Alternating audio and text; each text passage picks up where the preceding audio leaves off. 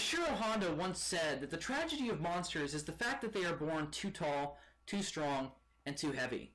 And at least in the context of the films, he was right. These attributes have led to Godzilla having many disagreements with the Japanese military. But at least in the context of pop culture, these attributes have led to the opposite for Godzilla. They've allowed him to prosper and produce 28 movies. But I want to analyze this and discover what it truly is about Godzilla that attracts people to him and why he's been so endearing.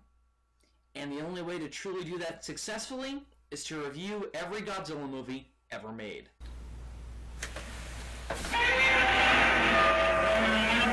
Some people might be angry, but regardless, welcome to Zazubaar's Godzilla Palooza.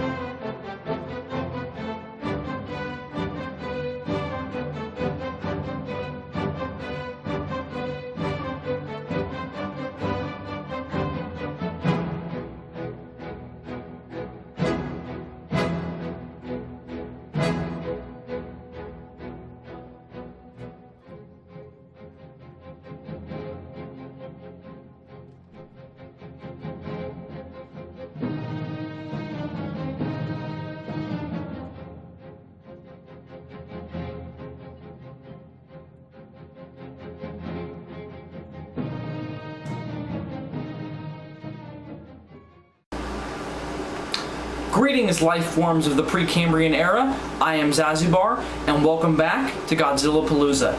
It's day 23, and the year was 1995.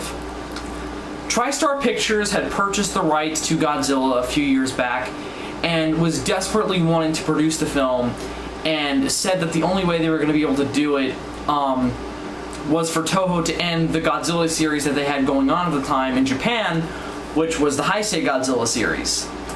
So, to allow the Americans to do their own take on the Big G without worrying about what Japan was doing at the same time, Toho decided that it was time to give the Big G another rest after an 11-year continuity.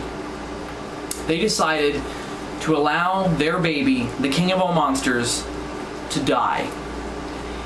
In 1995, when Toho decided to kill off Godzilla with the epic concluding full-circle film, Godzilla vs. Destroyah. Godzilla vs. Destroyah can be summed up as the epitome of what the death of Godzilla should be. This movie works on every level, in that it is the perfect ending to the Heisei Godzilla series, but more than that, it's the perfect ending to all of Godzilla. It's epic. It brings in elements from nearly every single incarnation of Godzilla, well, mostly the original and the Heisei series, but it's such a full circle embodiment of Godzilla's character, and truly is a beautiful cap off on that, and beautiful exploration of his end, that it's absolutely brilliant, and I couldn't imagine a better conclusion to the entire Godzilla saga rather than Godzilla vs. Destroyah. This film is a brilliant, powerful, and just thought-provoking end to my favorite Godzilla franchise, the Heisei series. And it just completely and perfectly ends the franchise in the way I probably would have done it myself. It's just a perfect ending to the series, and I couldn't have imagined it any better. And the big reason for why is because it's an emotional powerhouse. The film manages to be a great film for Godzilla fans, while also telling a good, not standalone, but a good solid story. The film is not merely fan service like the future Godzilla ending, Godzilla Final Wars. Godzilla vs. Destroyah is much more than fan service. It's legitimately the story to end all of Godzilla, but mainly Godzilla's character, and of course the Heisei incarnation. So this is the dark nuclear allegory Godzilla, and it does it in a brilliant and just completely flawless way of bringing in elements from the original Godzilla in several forms. Oxygen Destroyer, grandchildren of characters from that film, all of that is absolutely brilliant. And it's just a perfect cap-off on the Heisei series because it brings back everything that the Heisei series was doing in terms of its nuclear allegory and carries that on and ends it with Godzilla melting down. So before we got into the plot and the details, I just wanted to say that about this film, that it is an absolutely brilliant and complete full circle film for both Godzilla in general, but mainly the Heisei series, which is my favorite Godzilla continuity. And this film is the perfect ending for it. I couldn't have imagined a better one myself. And oh wow, this movie is amazing. So with that said, let's get into the plot of Godzilla vs. Destroyah. The film centers on Godzilla being on Bass Island like he was in the previous film with his adopted son, and the island exploding from a buildup of nuclear fission from an underground eruption. The island is completely wiped from the Earth's surface, and the fate of Godzilla and his adopted son are unknown. However, soon after, in Hong Kong, Godzilla bursts from the sea and begins to destroy Hong Kong. But there's something weird. Godzilla is glowing red, and his atomic breath is the red spiral atomic breath that he's been using for the past 2 films whenever he gets charged up. Now that's the status quo atomic breath, and of course he's glowing red. And we learn very quickly that because of the buildup of fission underneath Bass Island's surface, because of the eruption, the buildup of uranium, the core of an atomic reactor, Godzilla absorbed way more nuclear energy than he ever had the capacity to, and now he's on overload. He's a souped up Godzilla, and his body is heading towards a dangerous, almost heart attack scenario. The first scenario that I think is going to happen is that Godzilla is going to explode and basically blow up the entire Earth. But it turns out to be much worse than that. When we learn that Godzilla's heart is actually a nuclear reactor. And we learn that the reactor is breaking apart and can't channel the fission anymore in the atomic energy. So rather than exploding, something much worse is going to happen. Godzilla is going to melt down. And first of all, let me just say I think that's brilliant because of what Godzilla is. And the rest of the plot is concerning a scientist named Dr. Ijuin, who has created this new form of oxygen technology called micro-oxygen. And the granddaughter of Dr. Yamane from the original Gojira, well, granddaughter by adoption, because in that film Dr. Yamane adopted oh crap, I'm blanking on his name. Sinkichi. He adopted Sinkichi, and this is his children. Both our main character named Kenichi and one of our other main characters named Yukari, and Dr. Juin is interviewed by Yukari on TV because Yukari's a news reporter, and he reveals his discovery of micro-oxygen, which basically shrinks down oxygen atoms so you can fit more oxygen in a space and allow for things to grow bigger. Also for more concentrated oxygen for divers. However, she points out that this is similar to the oxygen destroyer, and that this could be used as a very dangerous weapon, and we get that illustrated when Emiko makes a cameo in this film, expressing her fear of Dr. Ajuin's discovery, that it's similar to what Dr. Serizawa died to try and prevent. And it turns out that Emiko, and specifically Dr. Serizawa's worst fears have come true. Dr. Ajuin, he hasn't himself done this, but his experiments with oxygen and the impacts the oxygen destroyer had on Tokyo Bay led to the creation or the mutation of a Precambrian life form that is continuing to evolve and promptly turns into a giant monster called Destroyah, a living oxygen destroyer. basically what happens is there's a lot of details I'm not going to get into, but basically, because I'll get into them in the review. Basically, G-Force deciding that there's no other way that they can dispose of Godzilla or stop him at this point in his life, and that now he's basically a walking time bomb. That they decide that if they try to launch any more attacks on him with conventional weapons, that they're going to trigger the explosion or the meltdown prematurely, and they don't want to do that. So they can't attack him anymore. All they can do is monitor him. They kind of come around this in one way. They create a new weapon called the Super X3. I know, I was geeking out too. And the Super X3, unlike its two predecessors, is entirely freezer based, and that all of its weapons reduce its target to as below zero temperature with the use of cadmium missiles and freezer guns. So this Super X3 is used against Godzilla to try and prolong the meltdown and get his body back under control. It seems to work at first, but all this actually does is make as I said earlier, it makes the reactor break down.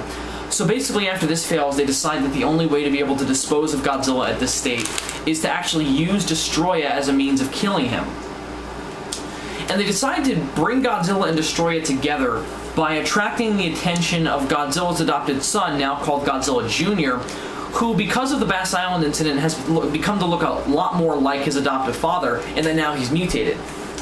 And basically kind of a young adult teenager. Or not a young adult, more of a almost kind of like an almost 18 in human years. He's kind of an older teenager.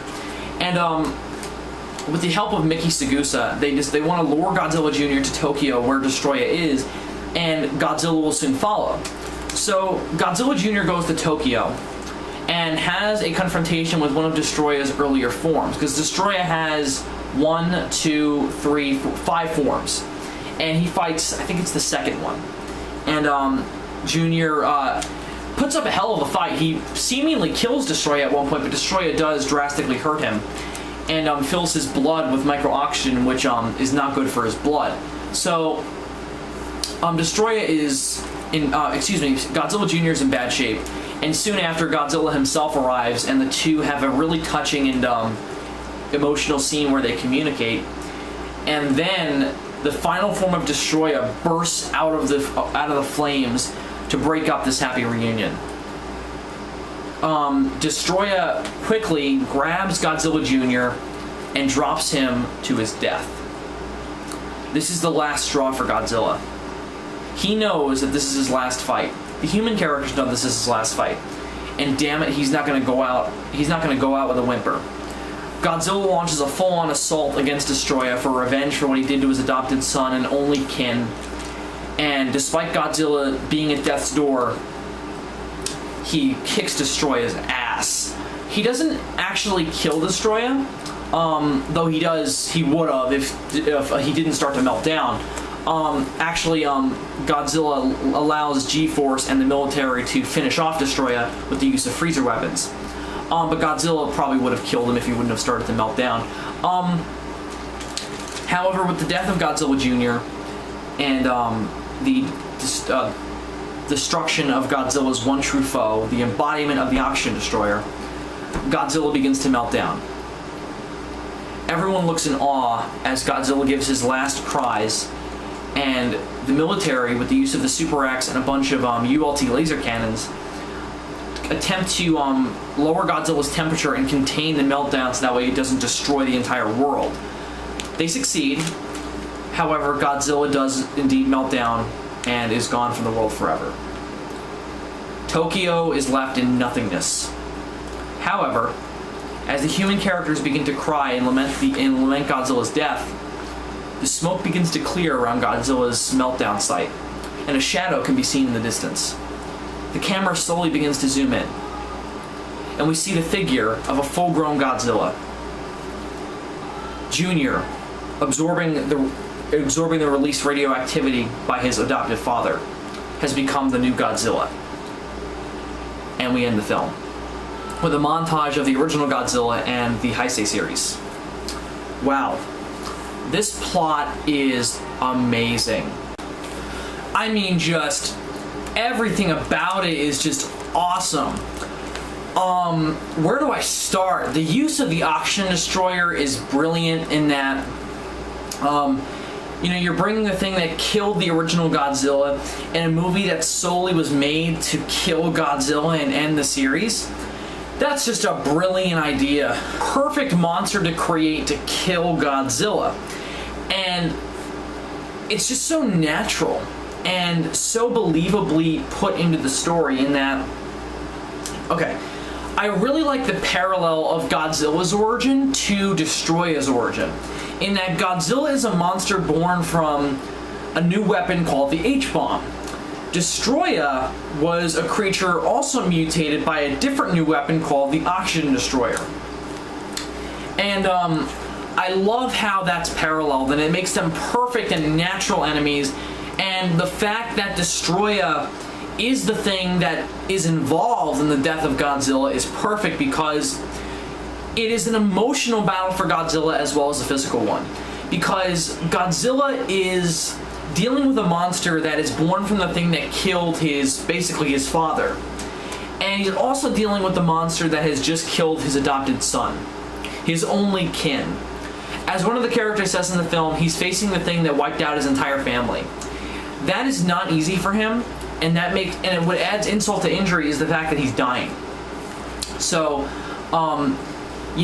he's understandably concerned that his legacy will die with him, because Destroyah has killed the only other Godzilla that's around with Godzilla Jr. But maybe I'm getting ahead of myself. Wow, I just think the use of the Oxygen Destroyer is brilliant. I'm also really impressed with the pacing, because just like Godzilla vs. Biollante, and I do like this film just as, if not maybe even a little better than Godzilla vs. Biollante. I mean, they're definitely dead even. I just don't know which one I prefer over the other. And this film too was one of my favorites. Is that every scene has something interesting and something cool and something epic to bring to the table. Whether it's exploring Godzilla's physiology, or exploring where Junior is, or exploring what Destroyah is, or cool action scenes, whatever. It's just interesting and intriguing, and just like Biollante, there's so many brilliant ideas put on screen at once that you just want to keep watching. The first 25 minutes of this movie are some of the most entertaining scenes in film history, and also most epic, in that they establish the film's tone of truly ending the franchise. There's just so many ideas introduced, and so many of them are brilliant ideas. Godzilla melting down like a nuclear reactor, brilliant. Godzilla becoming a super monster because of an island exploding and uranium being inundated into his cells, brilliant. The explanation that Godzilla's heart is a nuclear reactor, brilliant. I just can't stop saying brilliant with that. The idea of bringing in the adopted grandchildren of Dr. Yamane into the film that's going to end the franchise, and is bringing in the weapon that killed the original Godzilla and becomes a monster, brilliant. And all the ideas are given weight and are explored, and on top of all that, the plot is really naturally paced. Like, I've been saying with all the best Godzilla films that they're not quickly paced and they're not slowly paced. They're paced slow when they need to be, and paced quickly when it needs to be. Like the scene where Ken and one of the heads of G-Force are talking in Ken's house about the history of, or about Ken's relationship to Godzilla and Ken's relationship to Dr. Yamane. Absolutely interesting and really well written and really cool to see. And it's a very slowly paced and quiet scene. Like, it's not like a fast-paced comedy-filled exchange like you get in most Hollywood movies these days. It's a slowly paced and intriguing exchange between two characters. Another one that really sticks out to me is the part where Juin and Yukari are on a cruise and they're having dinner and they're talking about the Oxygen Destroyer in the Precambrian era. Another very well-written exchange, and one that does have some comedy in it, but it has fitting comedy. It's these two people who are clearly interested in each other both romantically and professionally, who are having a admittedly controversial and interesting conversation, but they're also admitting that they have feelings for each other. And that scene too is played with great, I don't want to say somberness, but great subtlety and finesse, and it's not quickly paced or anything like that. Like, again, most scenes in Hollywood are these days. It's just a well-paced and just really nice to watch exchange. Another scene, this is the final scene I want to bring up that's slowly paced for a good reason, is the first time we see the big version of Destroyah. Not the final form, but the actual... talking about Destroyah's forms is confusing. The ones that attack the what is it, an office building or something? I forget what it is. It's some kind of industrial, I forget. The industrial area of Tokyo. And it's that SWAT team that goes in there and tries to hunt them down. It's so creepy. And feels just like a scene out of Aliens. And not a ripoff, just in atmosphere. It's a very creepy scene. And establishes the Destroyahs as a threat immediately before we even see their connection to Godzilla. We know they have something to do with the Oxygen Destroyer, but that's it. We don't know what they are and how they play into the story yet. We just know that they're creepy looking and it establishes their power. It's kind of an Ishiro Honda thing to do, because we see Ishiro Honda is famous for this kind of directing. He shows you what something has what impact something has on people, and then he shows it to you and explains it. Similar thing here with Destroyah. We don't get a full-fledged explanation for what Destroyah is until much later in the film. We get theories, but it's nothing explicit. We haven't seen the full-form Destroyah yet, or Destroyahs. Like, all we've seen so far is the microorganism. So when you see this creature, who we'll later learn is Destroyah, tearing through SWAT teams and stalking them like aliens, so creepy, and totally just knocks it out of the park as establishing these things as a threat. And it's a really cool scene and a very creepy scene, and extremely well done. It's a very Honda-esque scene in that not that Honda ever did something that was that similar to something like Aliens, but it's a Honda way to do something of, you show what impact the thing has on something and then you explain it. In that we see how much of a threat the Destroyahs are, and then they fully explain it. So really like that scene, and I like the pace. It's perfect for a kind of a horror-esque scene. So the plot is really well paced. I love all the callbacks to Gojira. I love the Oxygen Destroyer elements. I love the characters that are there.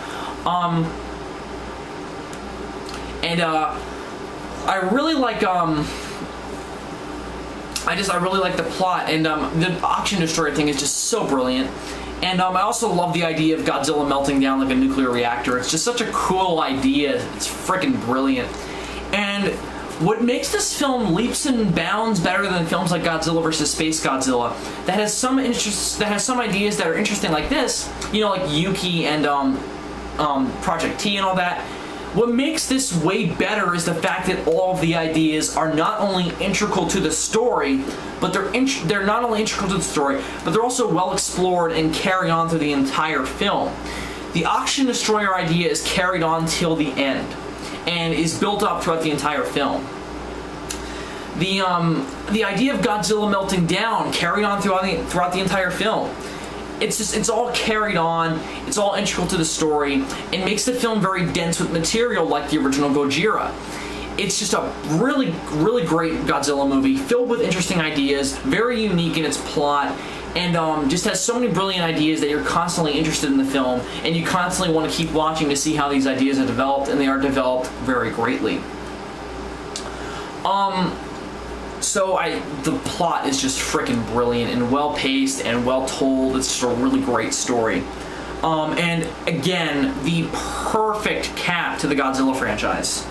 So with that said about the plot, let's get into the human cast a little bit. I can't cover all of them because there are too many of them, and all of them are just fantastic. I really love all the human characters in this film. They're all very likable, interesting, and for the most part very three-dimensional characters. Like, some of them aren't 3D. You wouldn't really need to. Like, I mean, the head of G-Force, you don't really need him to be a three-dimensional character. It would be nice, but we don't need it. And characters like that, it doesn't bother me that they're not 3D because they're likable, and that makes them mysterious, just like General Lasso, who this is his final appearance. But the rest of the cast is just phenomenal. I love Kenichi Yamane. He's just a really likable. He's not really the protagonist per se, because there are a lot of characters you could consider the protagonist of this film, and he has too many gaps of not being on screen to call him the protagonist. But he's a really likable guy. Understandably, what's the word I'm looking for? Somewhat bitter and somewhat unconfident about his abilities with Godzilla. He becomes more confident later, but initially he doesn't seem to have much confidence in his expertise on Godzilla. I mean, he talks about how his family's connected to Godzilla, and he talks about how he's done more studies on Godzilla than anyone presently alive, but you get the sense that without this G-Force guy coming to see him and asking him to come to G-Force, he probably wouldn't have done that on his own. And overall, he's a really, really likable character. Also because, and I like how this is brought up, his entire life was based on Godzilla.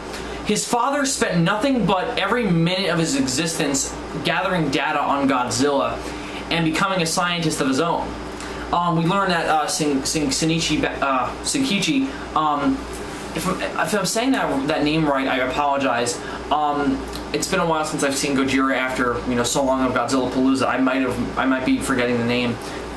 So it's really interesting that his entire life was based on Godzilla, and the fact that everyone looks at him like he's crazy when he gives his theory on Godzilla, on how his heart is a reactor, and it's really interesting and a great for a person to consider our main lead, and a great carryover from Gojira. So I really like his character. He's got a really enthusiastic attitude about everything, and that makes him a really fun person to watch. Just seeing him talk about Godzilla is fun, and seeing him come up with strategies to overcome certain obstacles posed by Godzilla is fun. So overall, just really like Kenichi. And he's a really fantastic Godzilla character, and I really like his connection to Gojira. Just to talk about the entire Yamane family in this film and Dr. Serizawa. As I mentioned earlier, Emiko Yamane gets a cameo in this film, again played by Momoko Kochi from the original Gojira. She's played wonderfully subtly, and she completely carries over her performance from Gojira into this film. As a woman who's caught between, in controversial things, and you can definitely tell that she's hurting from the events of Gojira still after 40 years. And overall, just she's subtly played, and her cameo is welcome, and her scene is fantastic. His sister, Yukari, excuse me, is also a very likable character. She's got a very natural reporter's knack for questioning things, and seeing her put in life in danger to go look at Destroyah and follow Godzilla is very natural, and makes a lot of sense for her character. And it also makes sense that since she's the adopted niece of Emiko, that she would pose these kind of questions about the Oxygen Destroyer as soon as something like it is brought up. So I really like that she's the first person to kind of say, hey, isn't that kind of like the Oxygen Destroyer? My aunt was the fiance of Dr. Serizawa. Really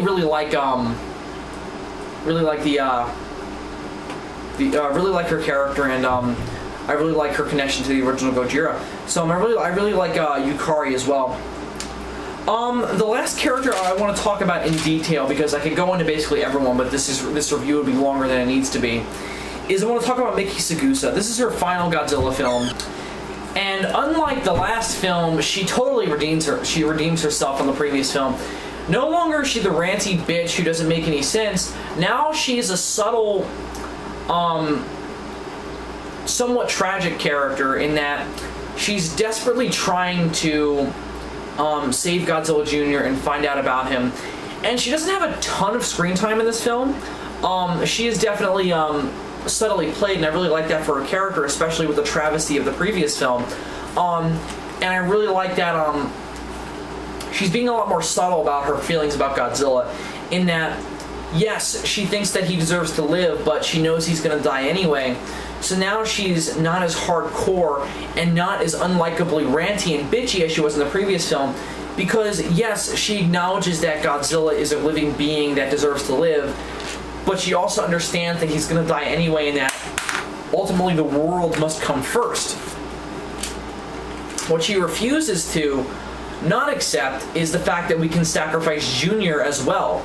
She's very defensive of Godzilla Jr., and understandably so, because Godzilla Jr. is the sole reason back in Mechagodzilla 2 why she feels this way about Godzilla.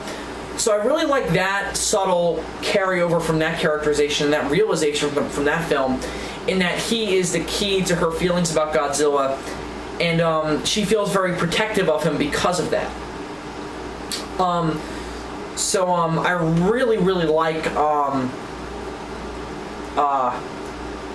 her character in this film. I think she's very subtle, and just overall she makes a lot more sense than she did in the previous film. And what makes her make more sense is that she puts making sense over protecting Godzilla and Godzilla Jr. She knows that Godzilla is going to die, so she has to accept that things need to be done so that way the world doesn't explode. She understands that things need to happen so that way Destroyah and Godzilla can fight, so Godzilla Jr. has to be put at risk. She makes sense in this film, but that doesn't mean she has to be happy about it. So I love her character in this film. It's fantastic, and this is one of her, if not my favorite film with her in it, or at least my favorite characterization of her, and that she mixes being a strong proponent of saving Godzilla while also understanding that things need to be done to prevent his destroying the world. So I really like her character in this film. So that's Mickey. I don't want to talk about anyone else in detail because I feel like I will be belaboring the same point over and over again. I like the entire cast of this film. Everyone is interesting. Everyone has something to bring to the table that either hasn't been in a Godzilla film before or adds to the story and adds to the themes. And overall, just the human cast is very likable, very interesting, and for the most part, very three-dimensional. And unlike the previous film, I understand all their motivations. I understand Ken's motivations. I understand Dr. Juan's motivations. I understand Yukari's motivations. I understand Mickey's motivations.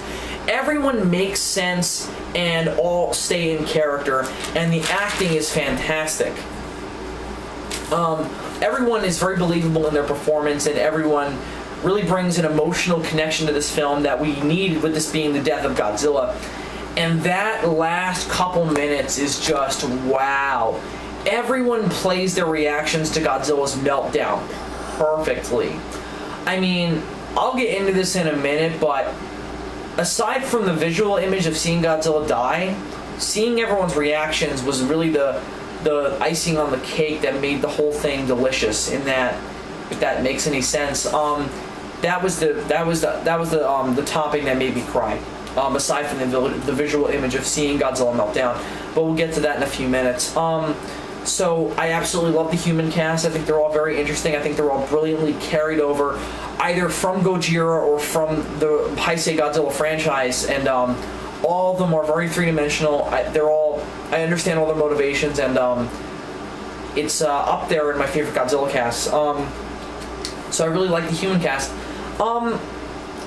This will bring us into the monsters, who I'm going to address each one in detail because they're all integral to the theme, which I'll get into mixed in with talking about the monsters individually because they all play in a certain way. So we're not going to do a separate section for this review like we've done in the past on the theme alone. We're mostly going to talk about how each individual monster plays into the theme. So let's start with the antithesis of Godzilla in this film, Destroyah. Destroyah is a brilliant, I've already talked about this, but Destroyah is a brilliant idea. I mean, you're taking the thing that is the only weapon aside from Mechagodzilla, but that doesn't really count, that killed Godzilla. And you're taking that and basing a monster entirely on it. And Destroyah is the embodiment of the Oxygen Destroyer. That's the thing that trumps Godzilla. So it's brilliant to create a monster based on that, and because of Destroyah's background And also because of his visual aesthetic and his appearance and his presence, he's one of the most badass Godzilla monsters, and is on, if you see my video with Chopper Pilot 5 and Gorzard, he's on my top 10 favorite Godzilla monsters list because he is so badass and is the true antithesis of Godzilla, in that he is the embodiment of the thing that killed the original Godzilla. I could get into the continuity based on King Ghidorah, but because I think this film is brilliant, and because I talked about last review how at this point we can start to ignore the events of King Ghidorah, or we can start to ignore the time travel implications of King Ghidorah because the films ignore them. So because of that, I'm not going to worry about continuity with King Ghidorah. Yes, it's strange, but I really don't care because this film is brilliant in how it connects itself to Gojira. So I don't even want to kind of get into the continuity of it, of what King Ghidorah did, because it's brilliant what this film does, and I don't want a past film with questionable time travel to dampen that. So I feel like the time travel, you can take it or leave it, but just look at this film as standalone, and it's brilliant. And Destroyah is definitely a natural opponent for Godzilla, so it's easy to ignore that. So what's also interesting to me about Destroyah is that, like King Ghidorah was in Godzilla vs. King Ghidorah, and like all great comic book villains are, Destroyah is the flip side of a coin to Godzilla. Here's what I mean by that. And this is something I only noticed on this viewing, and I think it's absolutely brilliant. Destroyah is to the Oxygen Destroyer what Godzilla is to the H-Bomb. I talked about this earlier, but Godzilla is a dinosaur that was changed and mutated by the H-Bomb, by the radiation, and turned into a monstrous freak who was a result of that. Same thing with Destroyah, but this time you're dealing with the thing that killed the original Godzilla, and that too took an innocent creature who was minded its own business, and because of this new weapon, this destructive force, the Oxygen Destroyer, a monster is born out of that, and appears at an opportune time in history when that is popping up again, just like Godzilla was back in 1954, and when he returned back in 1984. So Destroyah is brilliant for that, because just like Godzilla, he's a mutant because of a super weapon that would have destroyed the world, and you definitely get the sense that in a similar way to Godzilla, he's here to make man pay for what they did. Just that's not quite as apparent as it was Godzilla, and it's not said in dialogue like Godzilla's is, so, but we can still definitely get that sense. And it makes Destroyah an absolutely brilliant monster because of that, because he is very much so kind of the new Godzilla in a way. Because here's an interesting progression as said by Dr. Serizawa. A-bombs to A-bombs, H-bombs to H-bombs, where will it stop? Now, it's not stopping. Now we've got Oxygen Destroyer versus Oxygen Destroyer in a way. We went from atomic bombs to hydrogen bombs, and now we're to oxygen destroyers. Destroyah is the next evolution from Godzilla. Godzilla was the H-bomb, now Destroyah is the thing above that, the Oxygen Destroyer, the thing that killed the previous thing. So it makes him kind of the new Godzilla in a way, the new mistake that man has to pay for. However, as we'll see with the end of the film, he doesn't permanently replace Godzilla. Or not even, he doesn't really replace Godzilla at all, but he's kind of has that mantra going. So that's what makes Destroyah absolutely fascinating for me. Aside from the thematic and brilliant carryovers from Gojira and comparisons to Godzilla though, what makes Destroyah awesome is his design as well. Oh my god, he looks so cool.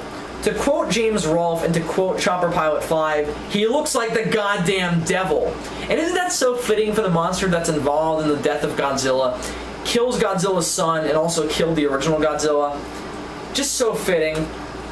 And I mean, his first appearance is he's covered in fire and being struck by red lightning.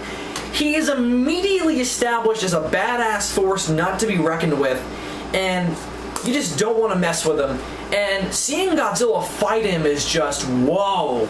I mean, Godzilla's a badass, and Godzilla looks double powerful in this film, but you kind of question, can Godzilla stop that thing? And the ultimate answer is yes. Or at least, yes, with the help of G-Force. But even still, Destroyah has a brilliant design. He just looks so cool. And oh, I just love his design. And what's interesting to me, and this is just me being a Superman fan, and it's ironic that I'm wearing my Superman shirt during this review, but you guys can't see that, so just saying. That's weird. Destroyah is kind of like Godzilla's Doomsday. Now, for those of you who don't know, Doomsday is the monster in Superman continuity that killed Godzilla back in, I believe, 1993. And Doomsday was a creature that was very similar to Destroyah in that he was a freak of nature with bony out structures and was a force that you couldn't stop, just like Destroyah.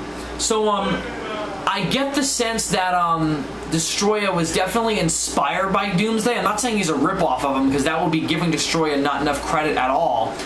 In fact, I like Destroyah a lot better than Doomsday. But he's very much so Doomsday inspired, that he kind of looks like him, and he's Godzilla's version of Doomsday, so he's awesome for that.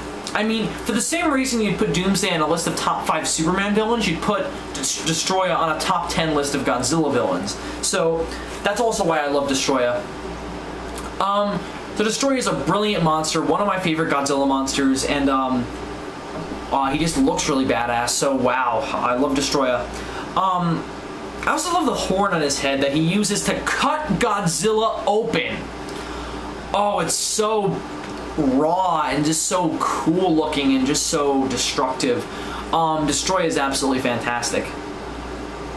And to talk about his earlier forms, the earlier forms don't compare with the final form at all, but the smaller ones are also cool looking in that they look kind of like a combination of Scorpions and the Predator and the Alien. Like again, that's what James Rolfe said, but I think they look cool for that. And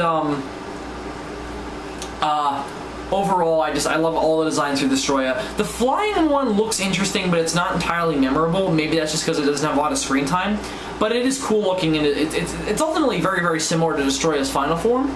So, you know, it's cool looking, but not entirely original. Well, not I don't mean that, but what I mean is it's not entirely memorable. The second form of Destroyah is basically just a big form of the smaller one. So it looks cool, and it's cool to see Junior fight that. So I love all the forms of Destroyah. My least favorite is probably the flying one, but the final form takes the cake and is really the definitive form of Destroyah. So I really, really like Destroyah, and his final form is one of my favorite Godzilla monsters. So with that said about Destroyah, what do you say we get into his antithesis, Godzilla? Oh my god, Godzilla's character in this film is brilliant. Alright, so here's what we got. This is, of course, the Heisei Godzilla. This is the tragic freak of nature, victim of atomic bombs, who is constantly coming back to take revenge on humanity, Godzilla. He is a very tragic individual in this film, and even more so than he was in Godzilla vs. King Ghidorah, and he was very tragic in that. What makes Godzilla tragic in this film is the fact that he's dying from the thing that he lives from. He's being destroyed by atomic energy, which is the thing he lives on, and the thing that turned him into a freak of nature in the first place. So, it's almost like the thing that made him powerful and ruined his life is going to consume him. So, it makes Godzilla extremely tragic and at the same time badass, but more so tragic in that he's being consumed by the thing that keeps him alive and is being destroyed by it. It's kind of like someone who eats too many cheeseburgers. And I don't mean that in a funny way. I mean that in a this is kind of like Godzilla's equivalent to a heart attack. So it's not like it's Godzilla's fault. I mean, he didn't choose to be in the Bass Island explosion, but what I mean is he's being destroyed by the thing that keeps him alive and also being destroyed by the thing that ruined his life. So Godzilla's very tragic in this film for that, but also what makes him tragic is that he's fighting the thing that killed every last thing that he ever called family. Destroyah killed the original Godzilla. Not that Godzilla ever knew that Godzilla, but still. Destroyah killed his ancestor. And Destroyah also killed his adoptive son and the only thing in the entire world that Godzilla ever called a companion. So it just makes Godzilla incredibly tragic and sad, and just you really feel for him in this film when you see Junior die, and you see Godzilla lamenting the fact that he's totally alone now, and now he's got to face the thing that wiped out his entire family. So I absolutely love Godzilla's character in this film, and that's a very tragic conclusion to his characterization of the Heisei series, and it's a brilliant cap on his characterization of the Heisei series. And his character design is also brilliant. I've already talked about the whole nuclear reactor thing, but I'll talk about it a little more specifically now. When I first saw Godzilla back in this form, back in, I guess, 1998, when this film aired on TV here in America, I didn't really like the design, and it was for a very stupid reason. I'll just touch on this briefly just because it's amusing. I didn't like the burning Godzilla design because it was different. And I was against, as a kid, the idea of seeing Godzilla die on screen not looking like Godzilla. I don't know why I thought this, but this is the mind of what was I, 4 or 5 when I saw this movie?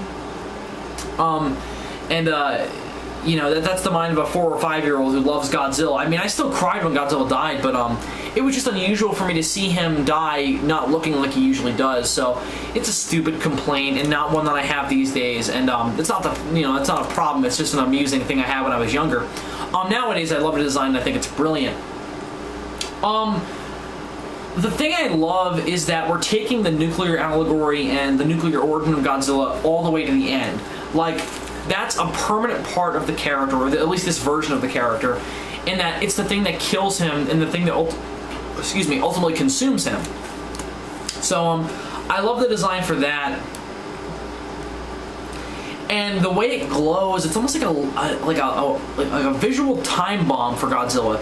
And then every time you see it glow and the smoke you see coming off of him, you know he's nearing his end. And he's like a bomb walking around waiting to explode. So he's absolutely brilliant. I love his design. It's incredible what they did to make it look that way.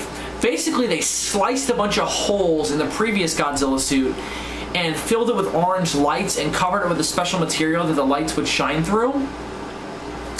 And it's absolutely brilliant. And I guess I should have talked about that when I got into the effects, but I really, really like this Godzilla design. I think it's one of Toho's greatest achievements in suitimation, and one of the greatest looking Godzilla suits ever, just because of that specific change. And it's a brilliant way to cap off Godzilla. So I absolutely love this Godzilla design. I love this Godzilla characterization. So with that said, let's move on to the last monster. Let's talk about Godzilla Jr. Oh crap. Sorry. I forgot I was talking about the themes along with the monsters. So let me talk about how Godzilla plays into the theme of this film. This movie is very much so about are nuclear weapons and nuclear warnings still relevant? Is Godzilla still relevant, or should he die? And the answer seems to be a resounding yes. Now we've got a giant monster that rivals Godzilla. This is the thing that killed the original. And now Godzilla's dying from the very thing that he was living on. So he's very quickly approaching a meltdown, or an explosion, you know. Explosion first, then meltdown. So he's gonna die. So that raises questions of, well, are we still abusing nuclear energy? Is Godzilla a warning that's still relevant? You know, should he keep attacking, or is he irrelevant? Should he die and stay dead? Has man learned its lesson?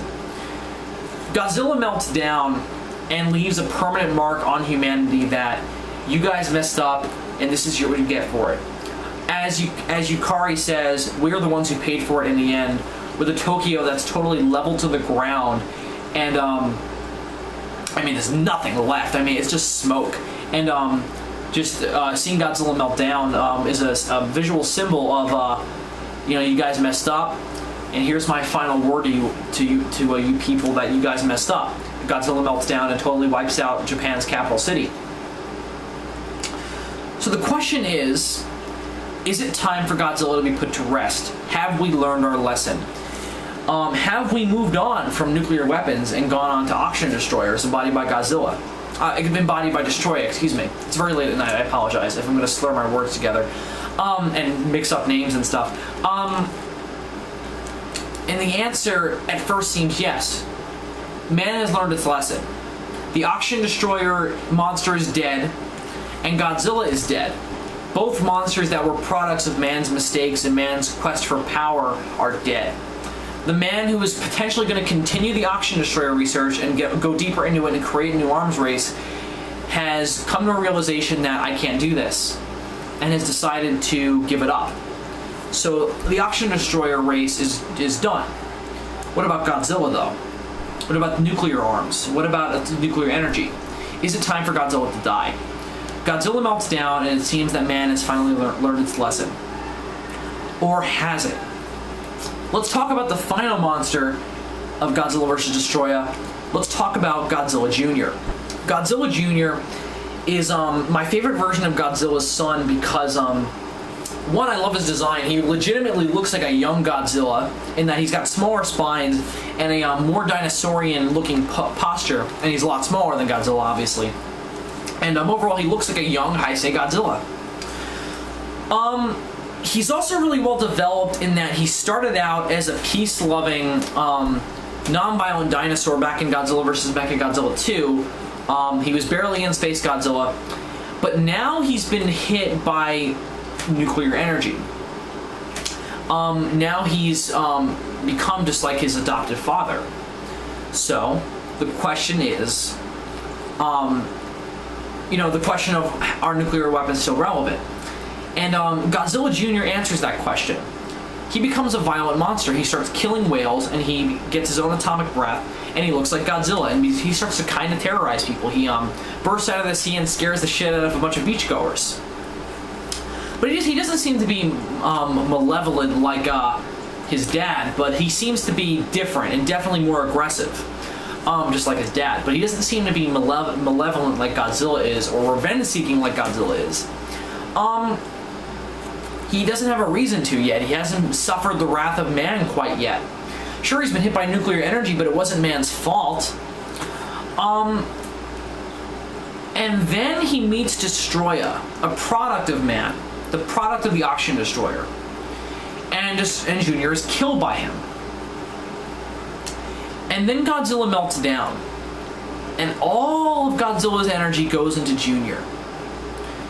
Now, Junior has become the new Godzilla. Godzilla has melted down and asked the question of, am I still relevant? And through the smoke, Junior roars and decrees, man still needs to pay. Wow. The ending of this film is one of the most powerful and impactful endings of any Godzilla film, second to only second to Gojira, in my opinion. The ending of this film is a mixture of tragedy and hoorah. Whenever I see this film, I have mixed feelings about the ending. Not good or bad, but mixed feelings of I don't know whether to feel tragic or whether to feel excited. As a Godzilla fan, someone who loves the character, yes, Godzilla's not dead, and Godzilla's son is the new Godzilla. Awesome. But also, Junior is no longer able to be that peace-loving creature. Now he has to become the new Godzilla. He has to take up the mantle of committing revenge on humanity. The warning of nuclear devastation is not done yet. We haven't quite learned our lesson yet. We're still using nuclear reactors, there are still nuclear meltdowns, so Godzilla must live on. Even if Godzilla dies, another one will take his place. So Godzilla Jr. becomes Godzilla. And that's how Junior plays into the theme of the film. And what I really like is that unlike Space Godzilla, Junior isn't just thrown into the film because he's a casualty of Mechagodzilla 2 like he was in the previous film.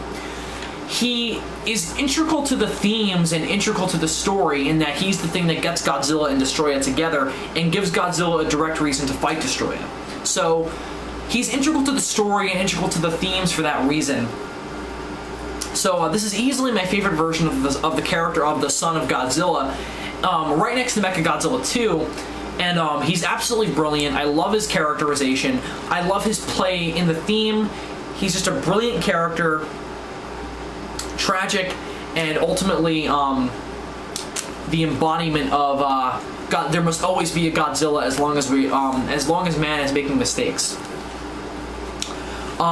So Godzilla must live on, and that's where Godzilla Jr. comes in. So All of the monsters in this film play an interesting and vital role in both the film's plot and in its themes, which is just like a good movie should work. The characters serve both purposes, and the monsters in this film truly embody that. So, I love all three of them. I think they're all brilliantly explored.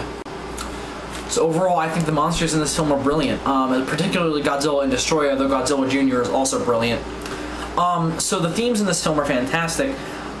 So just to sum it up like this, I guess, since this is the next thing in my organization, but I kind of already talked about it, the theme of this film is questioning the relevance of atomic warnings. Is Godzilla still relevant? The answer in the end is yes. Despite him dying, despite him melting down, and despite the next step in the arms race, Ocean Destroyer, embodied by Destroyah, coming along, he's not enough to trump Godzilla. Godzilla must still live on. As said by the head of G-Force, Destroyah is nothing against Godzilla's power. So, in the end, there must always be a Godzilla. One interesting theme is that Serizawa's nightmare has come true. It's carried over from the original Gojira. Serizawa's concern in that film was that the Ocean Destroyer was going to fall into the wrong hands and end up being a weapon. So, now we're seeing the impacts of it. It's not quite an arms race, but it's an embodiment of it. Destroyah is the after product of the Ocean Destroyer, the thing Dr. Serizawa died trying to prevent, and didn't die in vain because there wasn't an arms race, but died unable to complete his goal. So I love Destroyah for that as well, and that's also how he plays into the film's theme, and that's also brilliant, and it's carried over from the original Gojira. But I already talked about that theme, so I don't want to say anything more about it. I really like this idea. This also plays into the same theme, but it's a different kind of way to look at it. If Godzilla dies, the Earth must die. I really like that because Godzilla is the embodiment of man's mistakes. So, man is always going to make mistakes. There's no way of getting around it. So, if you kill Godzilla prematurely, man has to die too, because so that way man can't make any more mistakes, so Godzilla has to take the Earth with him. But, if Earth doesn't die, there must always be a Godzilla, so that's why we have Godzilla Jr. I really like that idea. I think it's pretty, I think it's a very dark idea, and is one that's kind of maddening at the same time. Like, can man ever redeem itself? And I suppose that more Godzilla films must be made to answer that question. So that's why I also think this film is brilliant. So that's really all the themes I wanted to talk about. I can kind of sum it up as are nuclear weapons still relevant? And the answer is yes with the ending of this film. So I really like this film for that theme. It's a really great continuation of Gojira, and a really great way to end the Heisei series, which is all about that. So a fantastic cap off to the Heisei series and a fantastic cap off to the Godzilla series. So it's absolutely fantastic. That'll bring us into the last couple things I want to talk about. The effects, which I don't really have a lot to say about because, oh my god, they're awesome. These are easily the best Heisei Godzilla effects since the original, since Godzilla vs. Biollante, in that they're not only really cool looking, but they're also entirely convincing that these are giant monsters in the real world plane. They're entirely convincing, seamless, and just everything looks elaborate, and just the effects are incredible. The new Godzilla suit is just, wow. The burnt Godzilla suit is just incredible.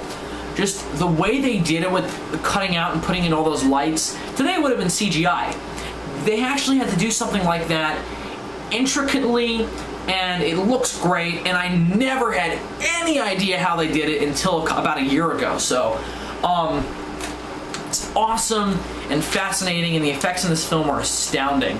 I love that Godzilla, no matter where he is, has smoke coming off of him in this film. He is a living nuclear reactor, and slowly but surely melting down, so steam and smoke is going to be natural. And there's never ever a scene without the smoke. I especially love whenever Godzilla's in the water, because of course, you know, when you mix hot temperature and water, steam. Godzilla's always surrounded by steam whenever he's in the water, and that's absolutely brilliant and intricate and just a great attention to detail. And again, today it would have been all CG. It had to be actually, it was probably either dry ice or an actual smoke machine. With the way it looks in the water, I would assume dry ice, but I'm not entirely sure. So the effects are absolutely fantastic and absolutely seamless. The Destroyah suit, oh, it's just so badass looking, and they must have found a really tall guy because it's bigger than Godzilla. So wow. And Godzilla Jr. is also brilliantly done. There were a few scant shots where they have to have him and Godzilla on the screen at the same time, and Godzilla Jr. is clearly not a suit, but is instead probably an animatronic puppet. But it doesn't look bad. It just looks kind of obvious of what it is, especially when you compare it to the Godzilla suit. So it doesn't look bad. It just it looks strange comparing it to the Godzilla suit. So that's a little strange. It's not a problem. It still looks great. And I also really like how the Godzilla Jr. suit is green. It's almost like he's gonna become darker as he becomes a full-grown Godzilla. So again, a nice attention to detail. So the effects are amazing. That'll bring us into the final thing I want to discuss: Akira Ifukube's music score. This is Ifukube's final Godzilla film, and wow, just wow. His music is some of the greatest stuff he's ever done. His song When Godzilla Dies, called Requiem, is the song that Masaru Sato conducted at Akira Ifukube's funeral. So, wow. It's a powerful and tear-jerking piece of music that really just absolutely blows my mind whenever I hear it. And it's just a perfect melody to hear when Godzilla is melting down. The death of the thing that was Ifukube's and Toho's baby deserves that kind of music score. And you shall hear it in the credits of this video. So stay tuned to hear that awesome music. So some of Ifukube's finest work. It's powerful, it's emotional, it's perfect for this film. And when it needs to be epic, it's fucking epic, so it's perfect. So the music by Akira Ifukube is impeccable. So that's really all I have to say about Godzilla vs. Destroyah. It is a powerful, emotional, impeccable ending to the Godzilla franchise that has an ending that is probably second to only the original Gojira in terms of Godzilla endings. It's powerful. It manages to be both tragic, badass, sad, everything in one. Easily the greatest Godzilla ending, only next to Gojira. So I absolutely love the ending of this film. It's a perfect conclusion of the Godzilla saga, and that's really ultimately why it deserves a 5 out of 5. An impeccable, powerful, amazing Godzilla film, deserving a 5 out of 5. If you don't watch it, you're not a fan of Godzilla. You must see it. It is the embodiment and the perfect conclusion to the Godzilla saga and the Godzilla story. So it's perfect. I highly, highly recommend it. Awesome movie, incredible, deserving a 5 out of 5. Check it out. Unfortunately, there's only 2 ways you can get the film. One is a quite crappy TriStar release of the film, which is in a double pack with Godzilla vs. Space Godzilla. And the video quality is fine and the dubbing is fine, but just it's just a poor package. And they cut out the ending, which is kind of infamous amongst Godzilla fans now, because they cut out the ending credits, which were awesome because they were clips from all of the Heisei Godzilla films, from '85 to Return of Godzilla to Destroyah, and I missed that. So you can see it on YouTube, but I'm missing it. This film needs a Blu-ray release. It absolutely deserves it. The only other way you can get it is if you get it in the Godzilla DVD collection from a Japanese import, which I'm probably gonna buy that version soon, because I can't stand my TriStar copy, and also my TriStar copy is really scratched. So I should probably buy a new copy. I'll probably get the Godzilla DVD collection version with hopefully subtitles. So pick up that version. But if you can't shell out $20, go to your local FYE and pick up the $9 TriStar DVD. Just see the movie somehow, because it's absolutely amazing and deserving a 5 out of 5. So that's all I have to say about Godzilla vs. Destroyah. I highly recommend it. Unfortunately, Toho kind of ended their franchise in vain. You see, Godzilla vs. Destroyah was a all-out perfect ending to the Godzilla franchise, and Toho said, here TriStar, try and mess with that. And they did, and what we got was a film that we will be taking a look at tomorrow when we take a look at Godzilla 1998. Sigh. I'll see you guys tomorrow for that review slash beatdown. Excuse me, I meant review. And when we take a look at Godzilla 1998, the true insult to the franchise. I'll see you guys tomorrow for that review. Zazubaar out.